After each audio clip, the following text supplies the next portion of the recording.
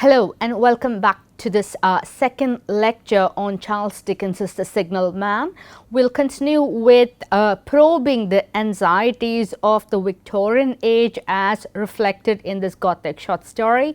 If you remember the previous session, we saw how a narrator gets into conversation with a signalman. So at this particular point of time in the story, we have two men conversing in the cabin of the signalman.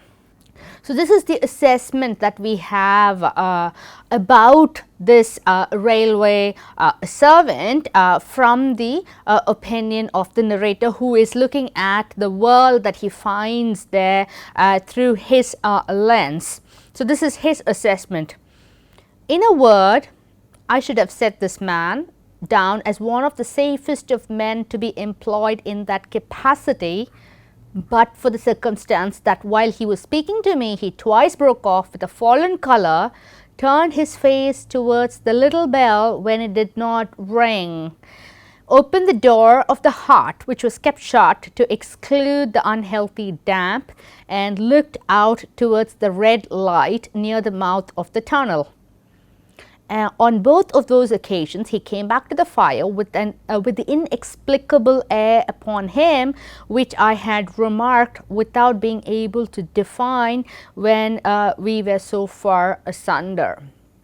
So, the narrator says that this man who is in front of him, this signalman, it should be one of the safest men to be employed, or ought to be one of the safest men ought to be employed in that capacity. At least that's how the narrator saw him until this point of time. So what are the set of affairs which makes him change his mind? So let's pick those. He breaks off the conversation twice. Why does he do that, and how does he do that? There is a fallen color on his face. His color becomes pale. He's drained of blood. Why? Drained of blood from his face. Why does he react in this manner? Because he looks at the little bell when it does not ring. So the bell is a kind of an alarm for him to do something, and that is a communication that he gets from some other center connected with this railway business. So he looks at the bell when it does not ring, and he opens the door of the heart, which was kept shut to protect themselves from the unhealthy damp, and he looks towards the red light. And when he comes back, he is not very happy with himself, and he has an inexplicable manner about him. So all these clues or cues about the signalman makes the narrator wonder whether he is one of the safest men to be employed in this position at this important junction. So let me go back to the choice of words. Fallen. Fallen is a very interesting choice of word. Fallen has a metaphoric signification as well. Fallen humanity. Someone who has committed some kind of sin, and someone who is not part of the norm or the ordinary. So there's something odd about him, and the narrator is also very, very observant. He notices that the man looks at the bell when it's not ringing. So there's something there's a mystery about the little bell. And in my earlier lecture, I pointed out that this electric bell, this object of technology, is kind of used by Dickens for the purposes of the Gothic narrator. So more of this shortly. And after they talk, the narrator decides to make his leave, and the signalman helps him walk back. He shows the light, and he says that when you go back to the top of that cutting, top of that trench, don't call back, don't speak to me, just leave. So that is the instruction that the signalman gives the narrator. and there are further instructions by the signalman. So he's kind of worried. You can see his anxiety being expressed through his numerous directions to the narrator, to this acquaintance. He says, when you come down tomorrow night, don't call out. Let me ask you a parting question. What made you cry, hello, below there tonight? So, if you remember the first lecture on Charles Dickens, you will know that the beginning of this story are these words, hello, below there tonight. So, there is this refrain that's coming back to this story, and the narrator says, heaven knows, said I cried something to the effect. He says that I'm not very sure if I did say those words, something to that meaning I did utter, and the signalman says, not to that effect, sir, those were the very words, I know them well. So he is insistent that these are the exact words. Now, the idea of precision is very interesting in the story, because this idea comes back again and again. So, we can sense that this is a society, or these are men who are a part of a professional group who are very much interested in being precise. So, the signalman says that those are the precise words, I know them well. Admit those were the very words. He wants that acknowledgement, and I said them, no doubt, because I saw you below. Admit those were the very words. He says that, yes, I agree, maybe those are the words, because I saw you below, which is why I could have called out hello below there. So these words are significant in terms of the way the narrative is plotted, because if you read the end of the story, you will know that those words are crucial or vital, and those words are responsible perhaps for the tragedy that happened to the central character.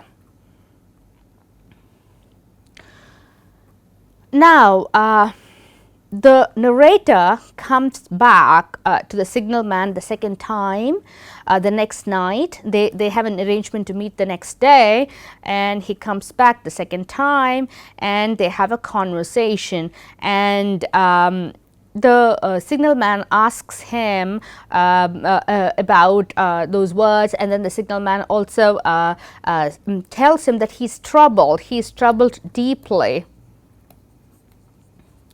And he also tells him what causes this trouble. He says that he came across a specter, a spirit, a supernatural appearance. And the narrator asks him, how did it look like? He says, I don't know, I never saw the face. It's a faceless spirit, in the sense that the face is hidden. The left arm is across the face, and the right arm is waved, violently waved this way. I followed his action with my eyes, and it was the action of an arm gesticulating with the utmost passion and vehemence. For God's sake, clear the way. So this man, this signalman, is enacting to the narrator, to his witness, what exactly the spirit did. So the spirit is hiding its eyes with its hand, and then waving its hands with passion and vehemence. And now at this point in the story, there's no spirit. Of course, it's the man who does the action. So in some ways, symbolically, this man himself becomes the specter. And if you remember the earlier sections of the story, the narrator thinks that this man himself could be a spirit. And if you remember that monstrous thought, that monstrous thought is about the possibility that this signalman could be a spirit himself. So lots of things are going on in terms of the associated set of meanings about this man and his visions, the visions that he sees. And I want you to pay attention to his manner, gesticulating, making wild gestures, very, very clear gestures with utmost passion and vehemence. There's a lot of emotion behind his action, and this is what he claims the spirit did, the spectre that haunts that tunnel. Now he says this is the exact narrative in the story which is described by the signalman to the narrator about the spectre. "One moonlit night," said the man, "I was sitting here when I heard a voice cry, 'Hello, below there.' I started up, looked from that door and saw this someone else standing by the red light near the tunnel, waving as I just now showed you. The voice seemed hoarse with shouting, and it cried, 'Look out, look out.' And then again, it should be then again, 'Hello, below there, look out.' I caught up my lamp, turned it on red, and ran towards the figure, calling, 'What's wrong? What has happened?' Where? It stood just outside the blackness of the tunnel. I advanced so close that upon it that I wondered at its keeping the sleeve across its eyes. I ran up at it, had my hand stretched out to pull the sleeve away when it was gone." So you can say it's a very, very eerie description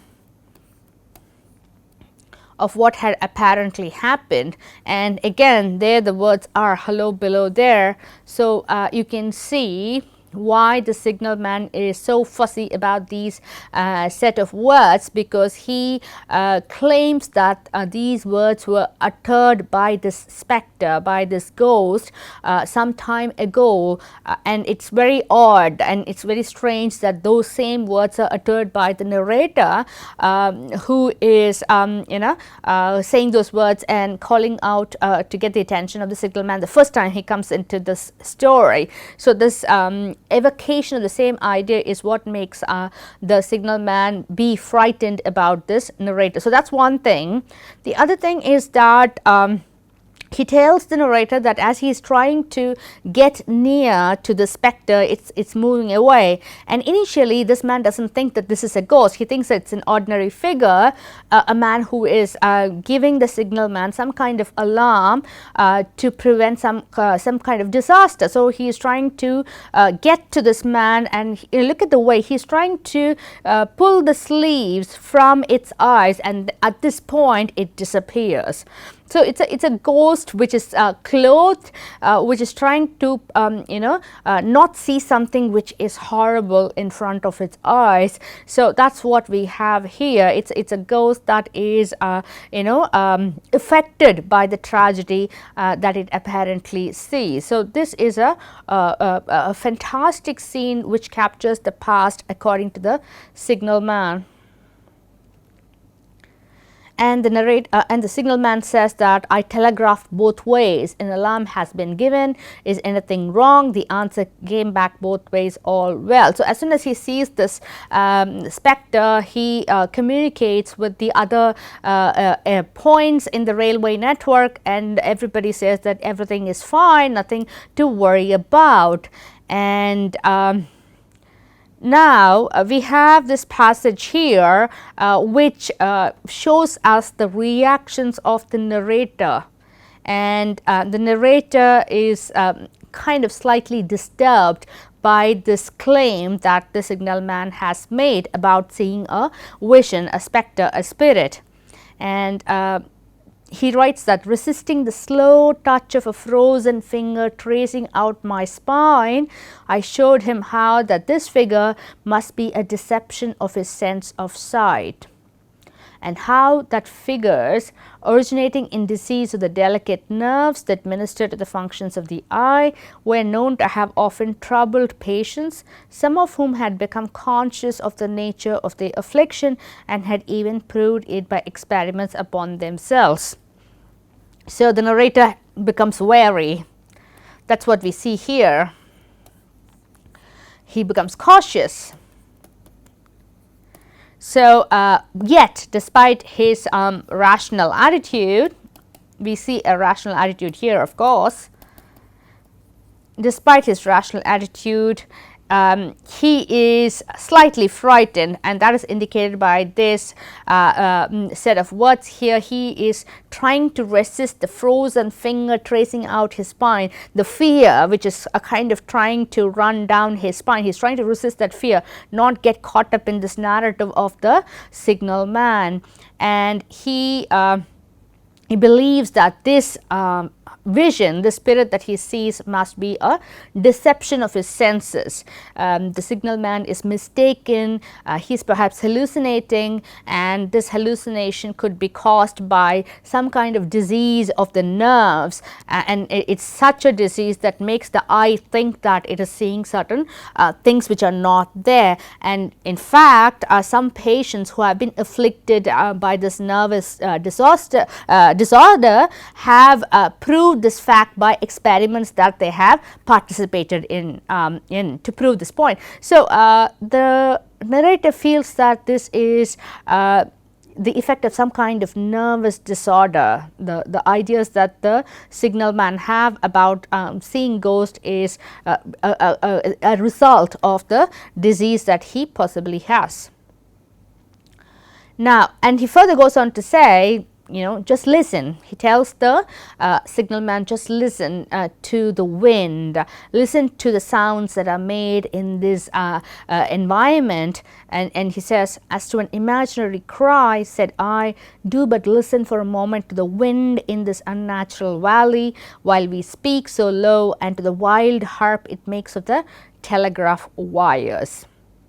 So, he says that the sounds that come about from the setting could be mistaken to be an imaginary cry made by the spectre. So, the environment which has wild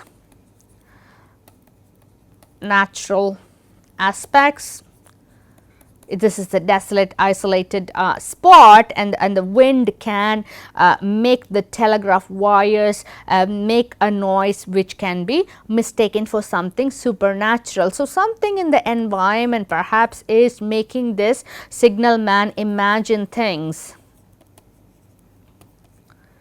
supernatural. In other words, the working conditions of this signalman is the reason behind perhaps this set of ideas that he has about seeing such spirits. Nevertheless, this man says, the signalman says, within 6 hours after the appearance, A with a capital A is there, within 6 hours after the appearance, the memorable accident on this line happened, and within 10 hours the dead and wounded were brought along through the tunnel over the spot where the figure had stood.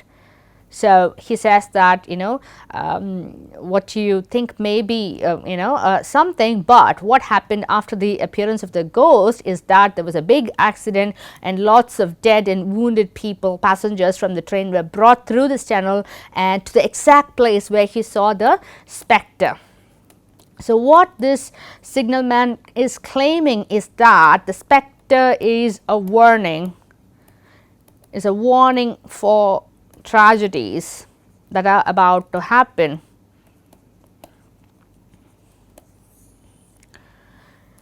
So, that is the claim of the narrator, that is the claim of the signalman.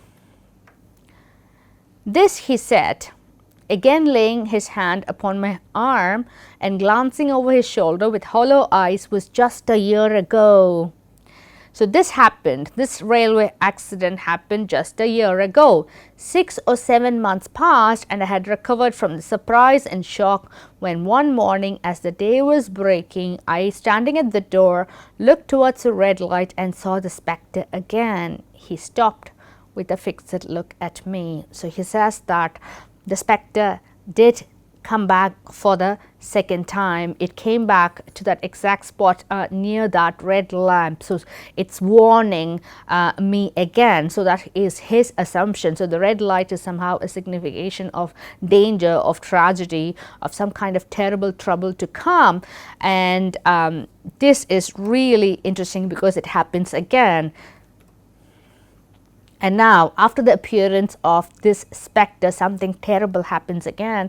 And he says, that very day, as a train came out of the tunnel, I noticed at a carriage on my side what looked like a confusion of hands and heads, and something waved.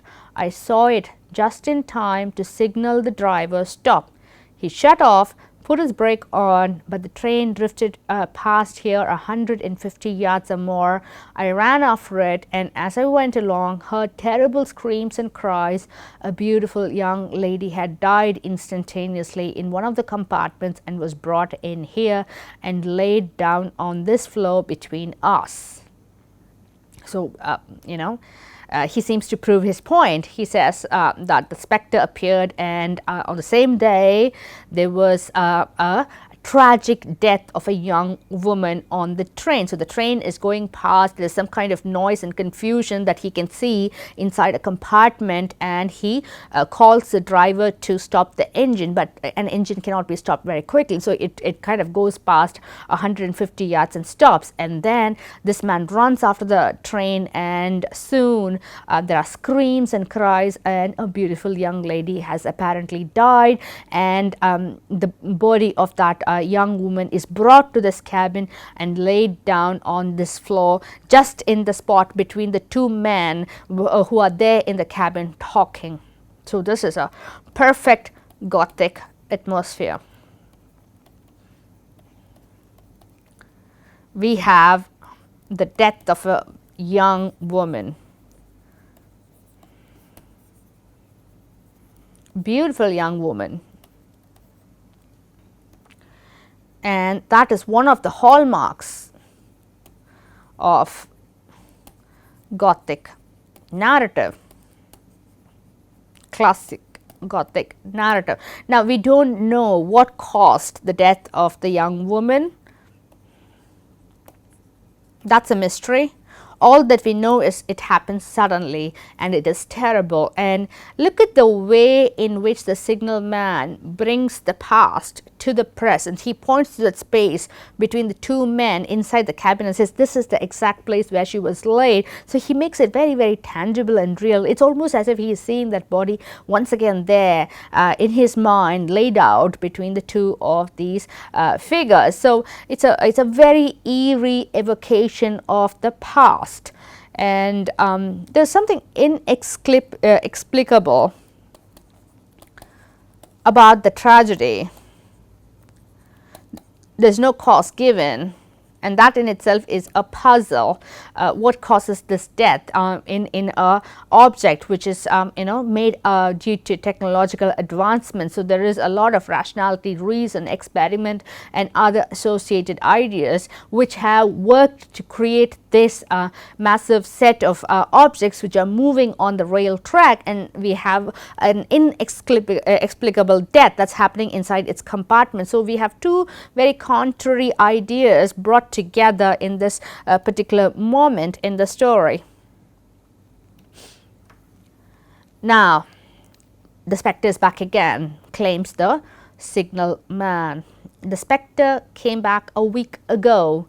Ever since, it has been there now and again by fits and starts. So it has returned, and at what point has it come back? It is back at the danger light. Therefore, it is a clear warning, at least to the mind of the signalman. Something terrible is going to happen. What does it seem to do? Asks the narrator. He repeated, if possible with increased passion and vehemence, that former gesticulation of, for God's sake, clear the way. So this is what the ghost apparently utters, the specter's utterance. clear the way, don't stand in the way. So that is the message. And again he repeats the same gesture with a lot of intensity. And when you kind of read this and take it in, you kind of imagine as if it is this man himself is a specter. He seems to embody the mannerisms and the voice of the apparent specter that he sees near the danger light. So we seem to have multiple specters here.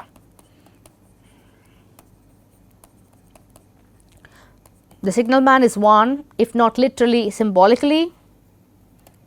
And the narrator himself is perceived as a specter by the signalman at the beginning of the story.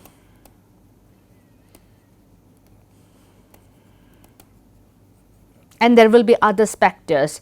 So as the story progresses towards and when it comes to its conclusion, so again this points to the society's faith or belief in or fear of these supernatural figures and incidents, or anything which cannot be explained by reason can be categorized under the terminology of spirit.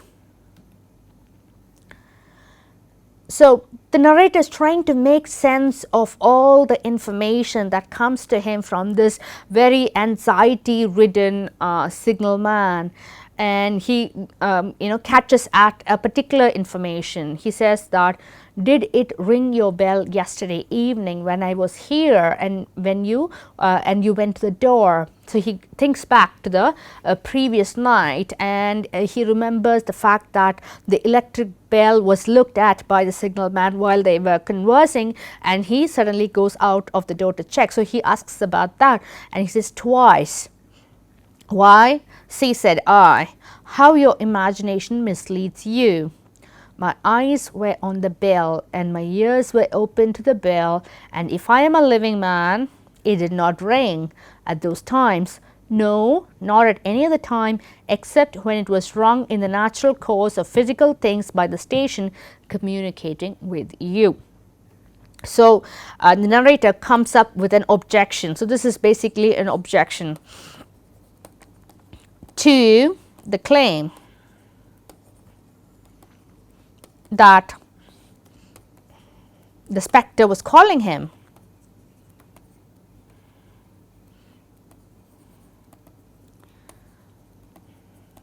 So if you go back to that previous incident, if the electric bell apparently rang, then it was rung by the ghost or the specter, according to this, according to the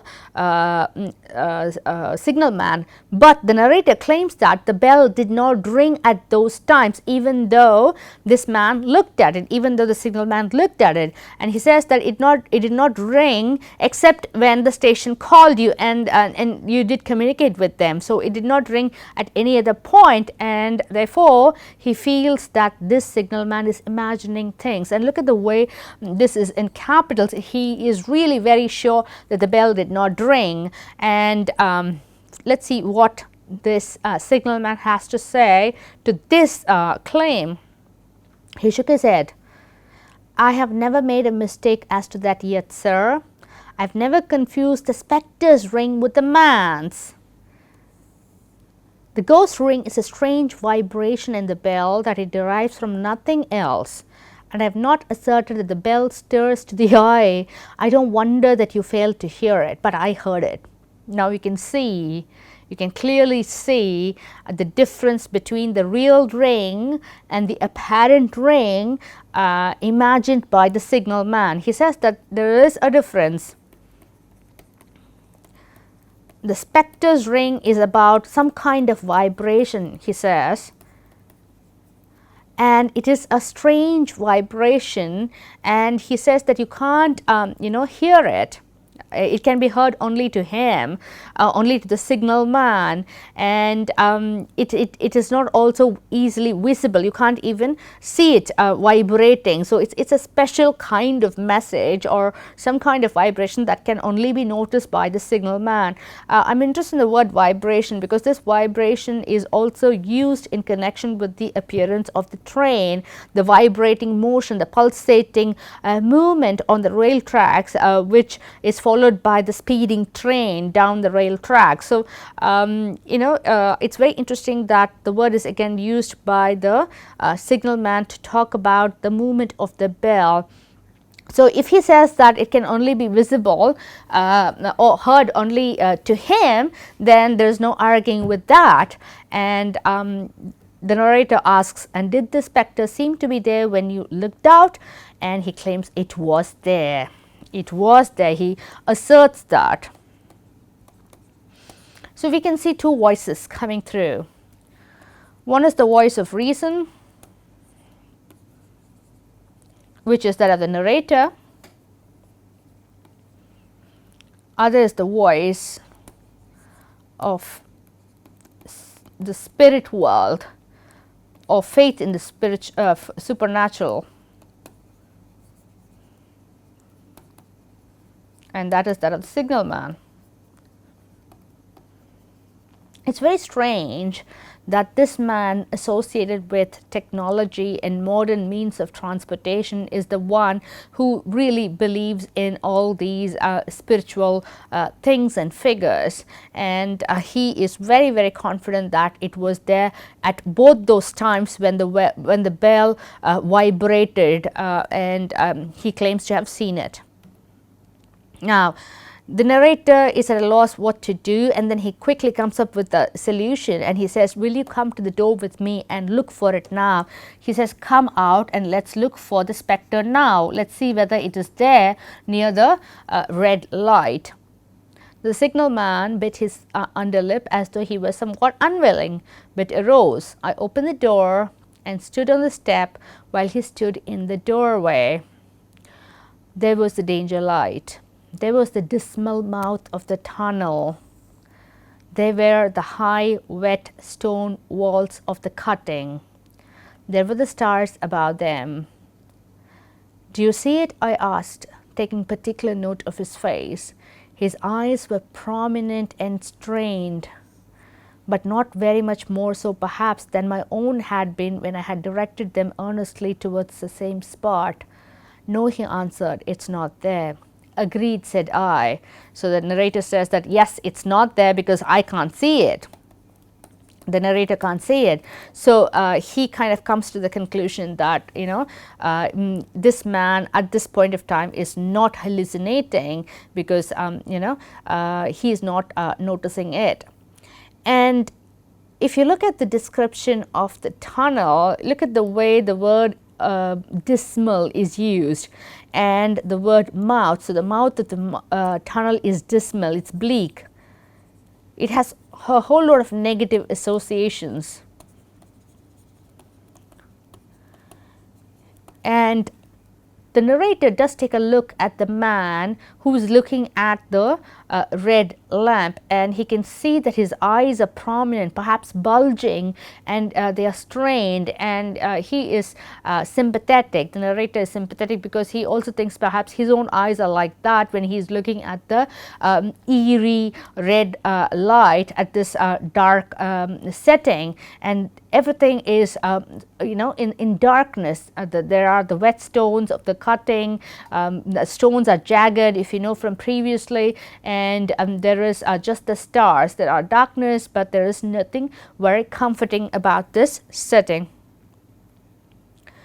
Now, this signalman is obsessing about the presence of the spectre, and he is at a loss to know what is the warning about, what is its warning against. The third time it has come by, the spectre has come up, and he wants to know what is the danger, what is the tragedy that is going to happen. and he said, ruminating with his eyes on the fire, and only by times turning them on me, what is the danger? So he's kind of turning to himself. He's going inward. He's just not even looking at the narrator frequently as he used to do. So where is the danger? There is danger overhanging somewhere on the line. Some dreadful calamity will happen. It is not to be doubted this third time after what has gone before, but surely this is a cruel haunting of me. What can I do? So he is extremely worried, anxious, and he is also helpless. That helplessness is also communicated in these questions. What can I do? But he is also sure that some dreadful tragedy will happen, because the spectre always comes before a tragedy, and therefore we can see a lot of mental pressure on this figure.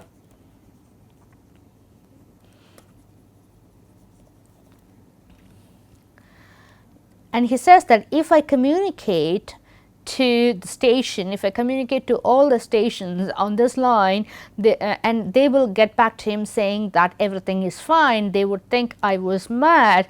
This is the way it would work. Message, danger, take care. Answer, what danger, where? Message, don't know, but God's sake, take care. They would displace me. What else could they do? So he really nicely puts it, the back and forth that would happen between the signalman at one point and the station at the other point. He says that be careful of some danger, and they will say, what is the nature of the danger? Where exactly is the danger? And he would say, I don't know, and they would think he is crazy. So he's worried about losing his job too,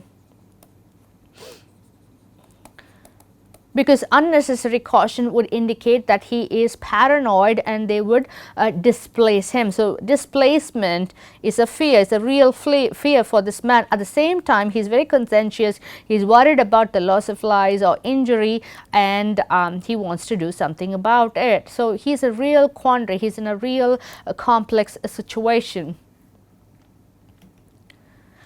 And the narrator can see that. He can see that it was the mental torture of a conscientious man, oppressed beyond endurance by an unintelligible responsibility involving life. So the word unintelligible is very interesting here. This man feels responsible, but he is not very sure where the threat is coming from. So he is fighting against something that he is not very sure of, and that is why he's being feeling very, very oppressed. And at the same time, we are told that he is a very conscientious man who is at pains to attempt to stop or avoid the danger which is going to come upon on this line.